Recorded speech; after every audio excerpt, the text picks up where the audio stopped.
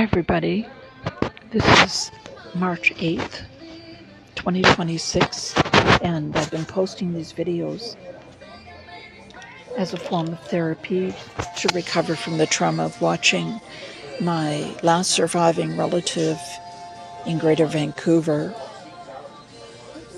my little brother, Paul Cairns, be locked up by the British Columbia New Democratic Party government, David Eby, as leader. So they locked Paul away on September 12th of 2022. We had visited at will for 64 years before that. We grew up together, and I took him to Newfoundland twice. I took him to Seattle. He spent weekends with me until I lost my house. Anyway, so they locked him away when I complained to the Burnaby RCMP police after I discovered a secret and what I alleged to be a fraudulent forged power of attorney that his group home L'Arche created to give Paul the COVID-19 shot on February 1st of 2021.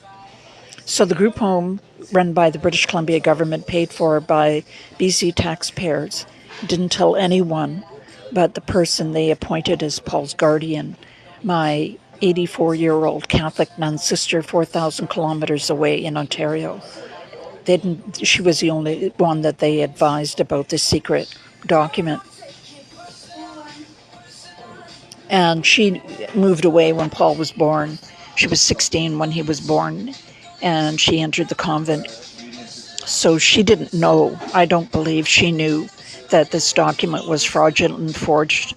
I did, of course, because I grew up with Paul and I taught him. He didn't go to regular school. There was no regular school back in the 60s in Northern Ontario. So I taught him the only word that he could ever read or print, and that was his first name, Paul, and that was the name that was signed in the document. And I could see that it was a forgery because it took me about a year to teach Paul to sign his name. P and then A and then U and then L. He printed it, and he always made grotesque mistakes in printing it with too many letters or upside down letters or letters missing, repeating letters. So it was always really, really wrong, except on this document. It was miraculously all the letters were in the right order and were upright. So I could recognize it was a forgery. So I went to the Burnaby RCMP police and I was interviewed for an hour or so by a police officer there. And then she never got back to me, ever. What she did was she went to the group home and told them that I had complained. And I got a letter, or actually the group home's lawyer wrote my sister's lawyer, the nun's lawyer, and told her that they were going to evict him without notice if she didn't do something. They didn't say that she had to cut off his visits with me, but that's what she did. That's what her lawyers did. So he was my last surviving family member from a big family of 6 adult children and my mom here in Greater Vancouver. And I was his last surviving family member and visitor. So I fought tooth and nail through the courts. I'm disabled myself. I was a lawyer until 2008, full-time busy lawyer, until I had an accident in 2008. And then I had a heart attack and some other medical problems. So I stopped even practicing part-time on January 1st of 2016. But I did everything I could to try and restore his visits, and I was not successful.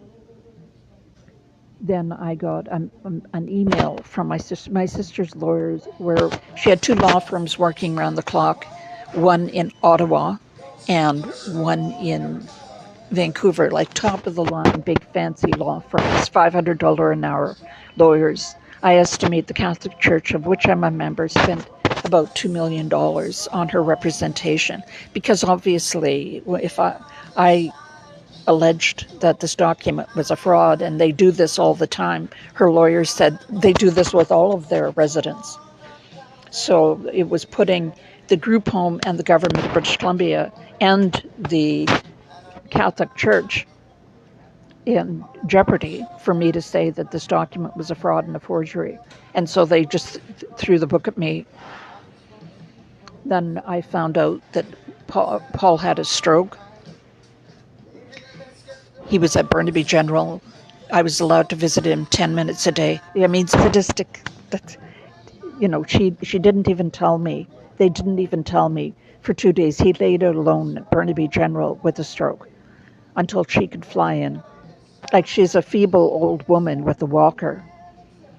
But she flew in, and I was only allowed to visit him 10 minutes a day. So I just sat in the hallway for 14 to 16 hours a day while he was there. He'd only lasted 10 days, but he was recovering.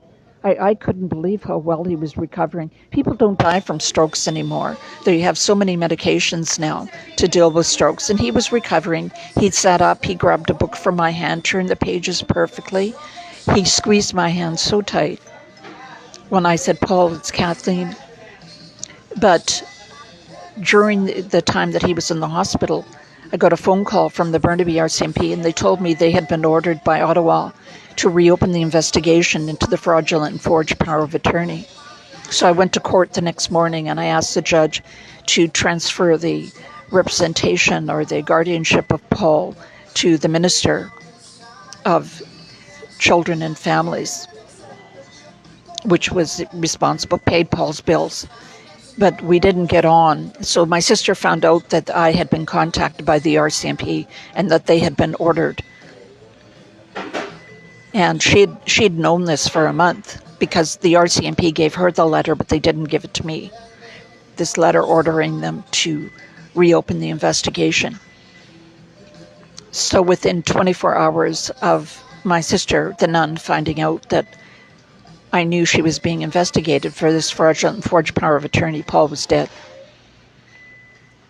When I went to the hospital that day, she wouldn't look me in the eye. And she said, "Say goodbye to Paul, he's dying." Truly evil on a scale it's hard to imagine. But what they did was, and he was dead. He was dead within 24 hours. He died on, she said, April 23rd of 2024 at 10:15 a.m. But what they did to deal with this letter and this investigation by the Burnaby RCMP is they applied to court with this huge, big court application to have me declared a vexatious litigant, take away my rights. So they took away all of Paul's rights. So they went after me and had a 4-day hearing. Now, I've got a limitation. I've got medical certificates from doctors saying that I can only appear in court for 2 hours, and every judge has respected that. But the judge hearing this application to have me declared a vexatious litigant went on for 2 half days and then 2 full days.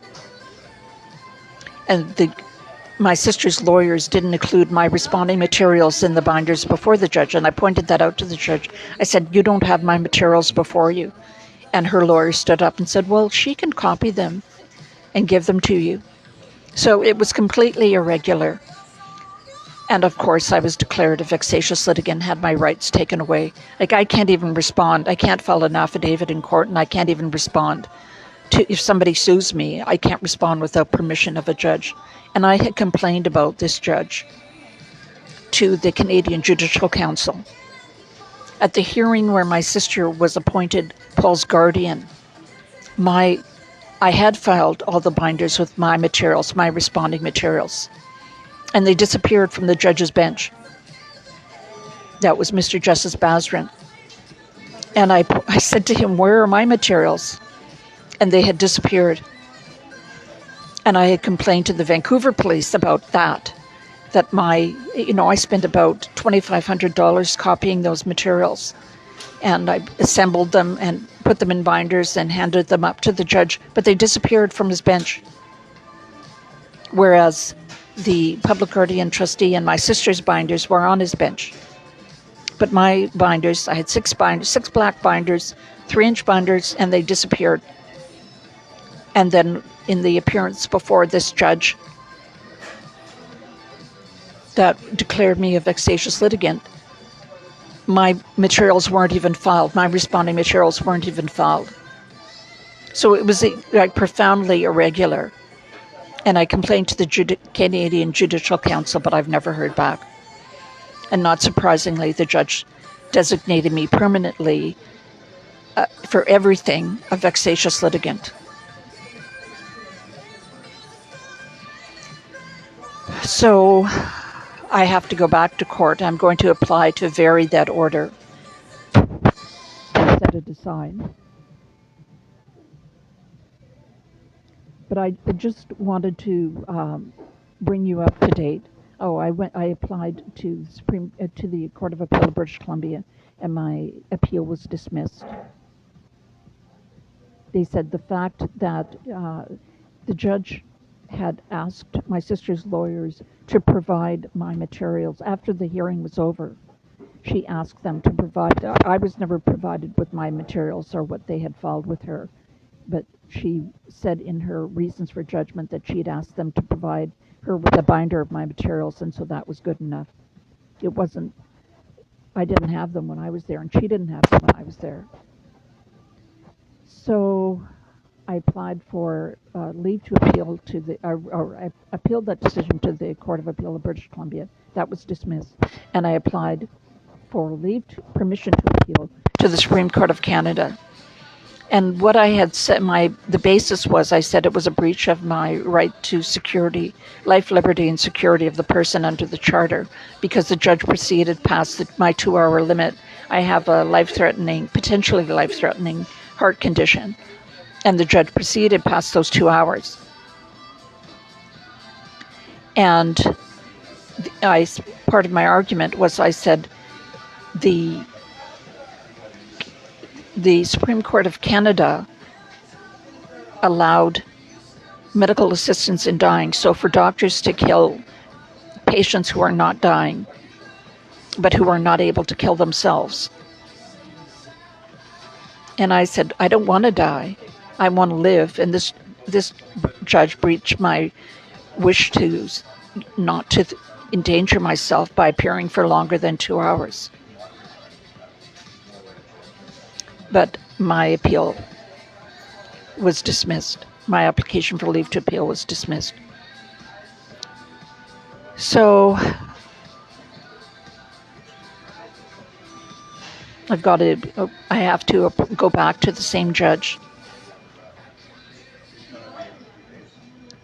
and apply to set aside or to vary this designation as a vexatious litigant for trying to visit my little brother. But don't give up on me. I know everybody thinks, oh, Kathleen's such a loser. I'm not a loser. I have faith in the Canadian the justice system. I fought my way through it. Before I was disabled, I never lost an appeal. And I'm not going to lose this one. It's just taking longer. Like my mother used to say, the impossible takes a little longer. So that's it for now. I love you all. You can still contribute to my GoFundMe. I'm going to continue to need funds to copy and I'll have to file an $80 notice of motion to apply to set aside or to vary this decision of this judge. I'm also going to ask that she recuse herself because she was obviously biased for several reasons. Anyways, that's it for now. Take care, everybody. I love you all.